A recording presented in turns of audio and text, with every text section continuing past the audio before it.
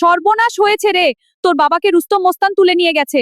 তোর বাবা জুয়া খেলে 20 লাখ টাকা হেরে গেছে। এখন বলছে টাকা না দিলে বাবাকে মেরে ফেলবে। রুস্তম আমার বাবার গায়ে হাত দিয়েছে, আমি তার সবকিছু ধ্বংস করে দেব। রুস্তম, আমার বাবাকে এখনই ছেড়ে দে, না হলে তোর এমন অবস্থা করব যে গ্রামের কেউ তোর নামও নিতে সাহস পাবে না। আমি তোর 30 লাখ টাকা শোধ করে দেব।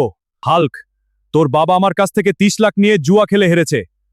টাকা না দিলে বাবাকে জ্যান্ত পুঁতে ফেলবো। তুই যত বড়ই হোস, আমার সামনে কিছু করতে পারবি না। হাল্ক ভাই, আমরা সবাই মিলে কিছু টাকা জোগাড় করেছি, কিন্তু এখনো অনেক কম। তুমি কি পারবে? হ্যাঁ, আমি পারবো। তোমাদের এই সাহায্য অনেক বড়। হে আল্লাহ, আমাকে এত শক্তি দাও যে আমি এই কাদা থেকে গ্রামের ট্রাক্টর টেনে তুলতে পারি। বাবাকে বাঁচাতে হবে।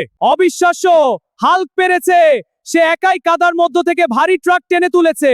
এই নাও তোমার 30 লাখ টাকা। এই নে রুস্তম, তোর 30 লাখ টাকা। আর কোনোদিন কারো বাবার গায়ে হাত দিবি না, না হলে আমি তো সবকিছু গুড়িয়ে দেব। বাবা, আর কখনো জুয়া খেলো না। গ্রামের মানুষেরা আমাদের সাথে আছে। যারা এই গল্প পছন্দ করেছো, লাইক আর কমেন্ট করো।